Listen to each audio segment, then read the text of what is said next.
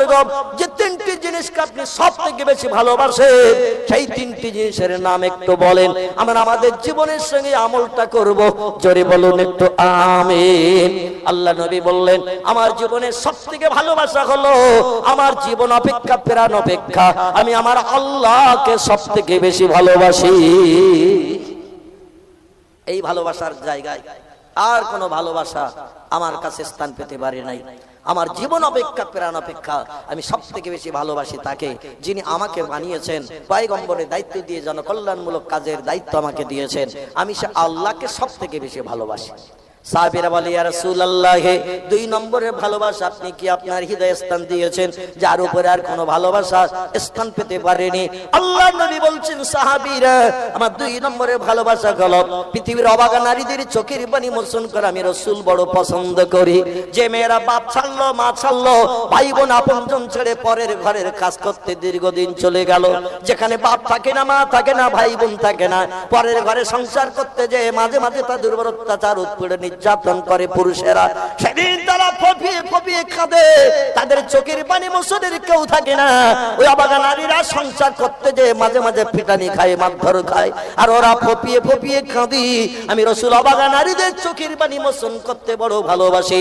কান্নারত মেয়েদের চোখের পানি আমি রাসূল সহ্য করতে পারি না, এদের চোখের পানি মোচনের জন্য আমি পাগল পারা হয়ে যাই।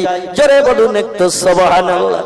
সাহাবীরা বলে, ইয়া রাসূলুল্লাহ, তিন নম্বরের ভালোবাসা কোনটি? আল্লাহ নবী বললেন, আমি তিন নম্বরে সব থেকে বেশি ভালো যেটা আমার হৃদয়ে স্থান দিয়েছে সেটা আমার বডিটা পবিত্রতা অবলম্বন করে সুগন্ধি দ্রব্য ব্যবহার করে থাকতে ভালোবাসি। কারণ আল্লাহ বলেছেন, আল্লাহু ইউহিব্বুল মুতাহহিরিন, আল্লাহ বলেছেন আমি পবিত্রতা অবলম্বনকারী বান্দাকে সব থেকে বেশি পছন্দ করি। আমি আল্লাহ পবিত্র, যে বান্দা নাপাকি দূর করে সবসময় পবিত্রতা থাকতে ভালোবাসে আমি আল্লাহ তাকে সব থেকে বেশি ভালোবাসি। এজন্য রাসূল বলছেন, আমি আমার বডিটারে পবিত্রতা অবলম্বন করে সুগন্ধি দ্রব্য ব্যবহার করে থাকতে ভালোবাসি। জোরে বলুন একটু সুবহান। দুই নম্বরের ভালোবাসা যেটি, সেটি হলো অবাগা নারীদের চোখের পানি মোচন করা। রাসূল বলছেন, মদিনার নারী স্বামীহারা বিধবা হয়ে মনে বড় আশা নিয়ে তুমি এসেছো মদিনায়, আমার এখন আর বিয়ে শাদীর কোনো প্রয়োজন নাই, বৃদ্ধ বুড়ো হয়ে গেছে, তবে তুমি আবার কাঁদতে কাঁদতে ঘরে ফিরে যাবে, আল্লাহর কোরআনের ইজ্জত সম্মান নষ্ট হবে, এজন্য আমার বিবির তালিকায় তোমার নামটা নথিভুক্ত করলাম। এ সাউদা, আজকের থেকে তুমি আমার বিবি হিসাবে বিবেচিত হবে, তোমার সঙ্গে আমি বিয়ের পিড়িতে বসবো। জোরে বলুন একটু সুবহানাল্লাহ।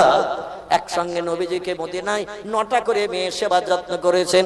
যখন কোন স্ত্রী ইন্তেকাল করেছেন, সংখ্যা কম হয়ে গেছে, নবী আবার 9টার সংখ্যা পূরিয়েছেন। ওই অভাগা নারীদের চোখের পানি মোচন করতে যে আবার 9টা বিবির সংখ্যা পূরণ করেছেন। কারোবার নাম হাফসা, কারোবার নাম সুফিয়া, কারোবার নাম সাউদা, কারোবার নাম উম্মে সালমা, কারোবার নাম উম্মে হাবিবা, কারোবার নাম জায়নাব বিনতে জাহাস, কারোবার নাম জায়নাব বিনতে খুজাইমা, কারোবার নাম সাউদা, কারোবার নাম সুফিয়া, কারোবার নাম মাইমুনা, কারোবার নাম জাওয়ারিয়া, কারোবার নাম মারিয়া, কারোবার নাম আয়েশা। এরা ছিল সব মদিনায় নবীজির স্ত্রীগণ। জোরে বলুন একটু সুবহানাল্লাহ। মায়েশা বলছেন, প্রতিদিন স্বামীকে সেবা করার সুযোগ পেতাম না, কারণ আমার মতো আরো 8 জন স্ত্রী রয়েছে নবীজির। তাই নবীজির সামনের বিধান সৃষ্টি করার জন্য সব বিবিদের ঘরে পালা করে করে একদিন করে থাকতেন। তাই 9 দিন পর একদিন নবীজিকে আমরা সেবা করার সুযোগ পেতাম, 8 দিন আমাদের অপেক্ষায় থাকতে হতো। জোরে বলুন একটু আমিন।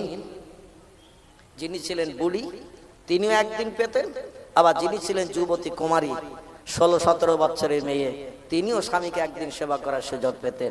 এই জন্য আমাদের ভারতের হিন্দু ভাইদের ঘরের একজন রেকর্ড করা কীর্তি সন্তান, নাম তার স্যার রাধাকৃষ্ণ সর্বপল্লী, তিনি আমাদের নবীজির আদর্শের দিকে দৃষ্টি নিক্ষেপ করে একটা তথ্য দিয়েছেন। স্যার রাধাকৃষ্ণ সর্বপল্লী বলছেন, we can not deny that the conception of brotherhood in Islam transcends all various of race and nationality, a feature which does not character any other religion. একটু চিল্লাই বলুন মারহাবা। হিন্দুর ঘরে রেকর্ড করা কীর্তি সন্তান, উচ্চ শিক্ষিত ব্যক্তিত্ব, আমাদের নবী মুহাম্মদ রাসূলুল্লাহ জীবন আদর্শ পৃথিবীতে বিরল প্রকৃতির। এত সুন্দর আদর্শ কোন ধর্ম নেতা দেখাতে পারে নাই। এই তত্ত্ব তিনি লিপিবদ্ধ করে পুস্তকে লিপিবদ্ধ করে দিয়েছেন, কিয়ামত পর্যন্ত মুছবে না। জোরে বলুন একটু সুবহানাল্লাহ। তিনি বলছেন উই ক্যান নট ডেনি, এ কথা আমরা কোনোদিন অস্বীকার করতে পারি না, মিথ্যা বলে সম্বোধন করতে পারি না। That the conception of brotherhood in Islam, ইসলামী ভ্রাতৃত্ববোধ, তাদের নবী মুহাম্মদ রাসূলুল্লাহর জীবন বিধান, জীবন চরিত্র এমন একটি জিনিস transcends all various of race and nationality, যা জাতীয় বর্ণের সমস্ত প্রতিবন্ধকতাকে দূর করে দিয়ে মানুষকে একে নিবিড় বন্ধনে বেঁধে দিতে পারে। কে সাদা, কে কালো, কে ধনী আর কে গরিব, কে রাজা আর কে প্রজা। ইসলামের ভিতরে কোনো জাতি বৈষম্য নাই, ইসলামের ভিতরে সকলের মর্যাদা 50-50 সমান। একটু জোরে বলা যাবে কে সুবহানাল্লাহ। তিনি বলছেন a feature which does not character any other religions, আমি রিসার্চ করে গবেষণা করে দেখলাম ইসলামের সমতুল্য আদর্শ, ইসলামের সমতুল্য চরিত্র এনি আদার রিলিজিয়নস পৃথিবীর আর কোন ধর্মে খুঁজলে পাওয়া যাবে না। এটা হলো বিরল প্রকৃতির ধর্মের আদর্শ। তাই বর্তমানে একবিংশ শতাব্দীর যুগে পৃথিবীতে যারা উচ্চ শিক্ষিতা হয়েছে, জ্ঞানের শিখরে যারা পৌঁছে গেছে, দলে দলে তারা মুহাম্মদ রাসূলুল্লাহর আদর্শের কাছে মাথা নত করে গড় এভারেজ দৈনন্দিন 200 করে ভিন ধর্মাবলম্বী আজ কলেমা পড়ে আমাদের জাত ভাই হচ্ছে। বহির বিশ্বের ইতিহাস একটু আলগা করুন, আজ আনন্দে আত্মহারা হয়ে যাবে। আর এই মুসলমান হচ্ছে ভিন ধর্মাবলম্বীরা, ইহুদিরা, খ্রিস্টানিরা, বৌদ্ধরা, হিন্দুরা, এবং তারা তাঁতি নয়, কামার নয়, কুমোর নয়, সুতর নয়, ধোপা নয়, নাপিত নয়। আমার ভাইরা তারা চাষি নয়, তারা হলো সব হায়ার এডুকেটেড। গ্রিনিজ বুকে, রেকর্ড বুকে নাম লিখেছে যারা, আর রেকর্ড বুকে নাম লিখে যারা পৃথিবীর সব দেশের মানুষেরা তাদের পরিচয় পেতে সুবিধা পায় না, পায় না। রেকর্ড বুকে, গ্রিনিজ বুকে যারা নাম লেখেন, ইন্টারনেটের মাধ্যম দিয়ে তাদের ফটো পৃথিবীর সব দেশের মানুষকে দেখানো হয়। আজকের তারা দলে দলে আমাদের ধর্ম গ্রহণ করে মুসলমান হওয়ার কারণে আজ আমরা পৃথিবীতে শ্রেষ্ঠ ধর্মাবলম্বী হিসাবে বিবেচিত হয়েছি। আমাদের ঘরের বাচ্চা কাচ্চা নিয়ে পৃথিবীতে জনসংখ্যা আমরা 2 নম্বর নই। ভিন ধর্মাবলম্বীরা কলেমা পড়ে মুসলমান হওয়ার কারণে বর্তমান মুসলমানদের সংখ্যা পৃথিবীতে 268 কোটি হয়েছে। আমাদের বর্তমান জনসংখ্যা হলো পৃথিবীতে 268 কোটি। আমাদের ঘরের বাচ্চা নিয়ে গণনা নয়, ভিন ধর্মাবলম্বীরা দলে দলে কলেমা পড়ছে। তাই আমার ভাইরা, আর এই কলেমা পড়ার কারণে একদল হিংসুক ব্যক্তিদের খাওয়া ঘুম উঠে গেছে। এই ভিন ধর্মাবলম্বী উচ্চ শিক্ষিতরা কলেমা পড়ার কারণে, ইসলাম গ্রহণের কারণে একদল হিংসুক ব্যক্তিদের খাওয়া ঘুম উঠে গেছে। তারা মুসলমানদের উপর অত্যাচারের স্টিম রোলার চালাতে শুরু করেছে, যাতে মুসলিম ধর্মটা পৃথিবী থেকে নিশ্চিহ্ন করে দেয়া যায়। এই ধর্মাবলম্বী যাতে চাপের মাঝখানে থাকে, তাহলে আমাদের ঘরের ছেলে মেয়েরা বিপদের অশনি সংকেত দেখে তারা আর কলেমা পড়বে না, মুসলমান হবে না। কিন্তু ইসলাম ধর্ম এমন একটি জিনিস, এ হলো অগ্নি উৎফুল্লিঙ্গ। আগুনে যদি বাড়ি দেন, ফুলকি যেমন শিক্ষাতে থাকি, ইসলামের উপরে যত অত্যাচার উৎপীড়ন আসবে, আগামীতে দেখবেন তামাম পৃথিবী ইসলামী রাষ্ট্র হবে। তাদেরই ঘরে রেকর্ড করা কীর্তি সন্তান লোকটির নাম জর্জ বার্নার্ড শ। খ্রিস্টানদের বিশ্বশ্রেষ্ঠ জ্ঞানী পণ্ডিত যিনি, নাম তার জর্জ বার্নার্ড শ। পৃথিবীর সব দেশের উচ্চ শিক্ষিত জ্ঞানীরা যারে চেনে জানে, এই লোকটির নাম হলো জর্জ বার্নার্ড শ। তিনি অনেকগুলো ভবিষ্যৎবাণী করেছেন। আমার ভাইরা, তার অধিকাংশ ভবিষ্যৎবাণী একবিংশ শতাব্দীর শুরুতে বাস্তবে রূপদান হচ্ছে, সব বাস্তবে সত্য হিসাবে বিবেচিত হচ্ছে। আল্লাহ তার ব্রেন মগজকে একটু সাফ করে দিয়েছিলেন। এই জর্জ বার্নার্ড শ তত্ত্ব দিলেন, এই ইহুদি আর খ্রিস্টান দুটি জাতি শিক্ষার চরম শিখরে পৌঁছানোর কারণে পৃথিবীতে দুটি জাতি বর্তমানে শিক্ষার চরম শিখরে পৌঁছে গেছে।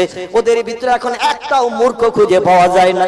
100-র ভিতরে 100 জন শিক্ষিত, হাজারে হাজার জন শিক্ষিত, লক্ষে লক্ষ জন শিক্ষিত।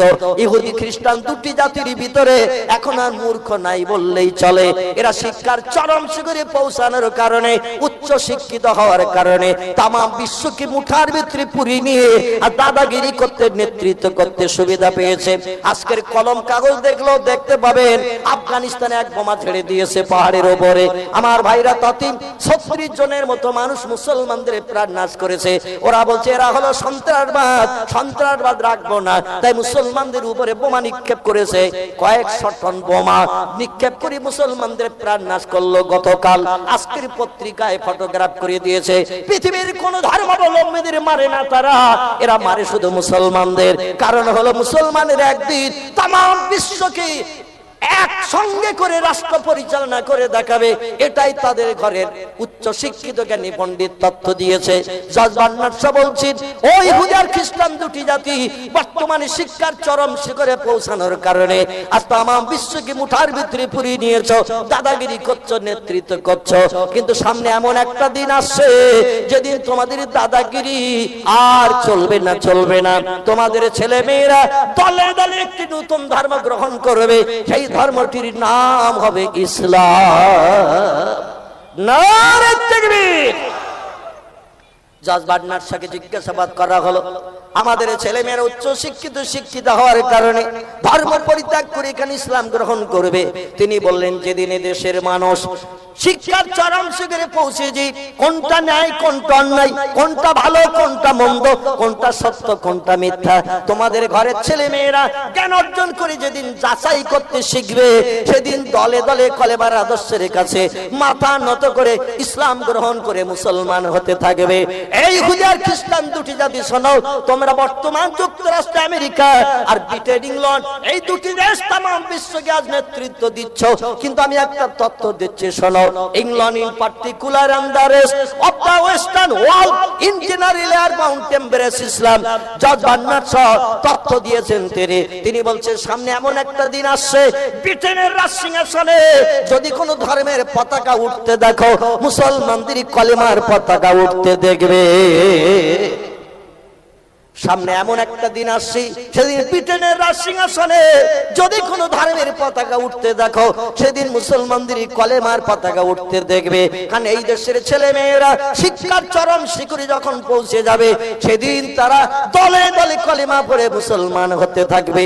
বর্তমান ব্রিটেনের দেশে ইহুদি খ্রিস্টানের ছেলে মেয়েরা ইসলাম গ্রহণ করে কলেমা পড়ে মুসলমান হওয়ার কারণে মুসলমান যারা হয় এদের আল্লাহর ইবাদত করতে হবে না, হবে না। এখান থেকে 80-90 বছর আগে, খুব বেশি নয়, মাত্র 80-90 বছর আগে ব্রিটেনের দেশে একটা মসজিদ ছিল না, মসজিদের নাম নিশানা ছিল না, আজান দেওয়ার কোনো মুয়াজ্জিন ছিল না। ইহুদি খ্রিস্টানিরা কলেমা পড়ে মুসলমান হওয়ার কারণে বিংশ শতাব্দীর শেষে, একবিংশের শুরুতে ওই ব্রিটেনের দেশে ইহুদি খ্রিস্টানের ঘরের ছেলে মেয়েরা কলেমা পড়ে মুসলমান হওয়ার কারণে তারা 18,000-এর উপরে মসজিদ বানিয়ে নিয়েছে। কতটা বললাম?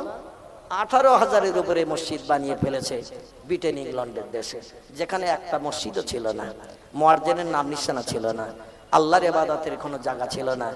অল্প দিনের ভিতরে সেখানে 18,000-এর উপরে মসজিদ তৈরি হয়েছে। আপনারা শুনলে আরো খুশি হয়ে যাবেন। তাম বিশ্বকে এখন মুঠার ভিতরে পুরি নিয়ে নেতৃত্ব করছে যারা, নাম যুক্তরাষ্ট্র আমেরিকা। আমেরিকা খ্রিস্টানীদের প্রধানতম দেশ। আমার ভাইরা, সেই দেশে এখান থেকে 80-90 বছর আগে একটাও মসজিদ ছিল না। ইহুদি খ্রিস্টানীদের প্রধানতম দেশ হলো ওই যুক্তরাষ্ট্র আমেরিকা। ওখানে ওরাই সব থেকে জনসংখ্যা 98% ওরা ওখানে বসবাস করত। বর্তমান একবিংশ শতাব্দীর যুগে তাদেরই ঘরের ছেলেরা, তাদেরই ঘরের মেয়েরা ইসলাম গ্রহণ করে কলেমা পড়ে মুসলমান হওয়ার কারণে আমেরিকার দেশে আল্লাহর ইবাদত করার জন্য তারা মসজিদ বানিয়েছে 25,000-এর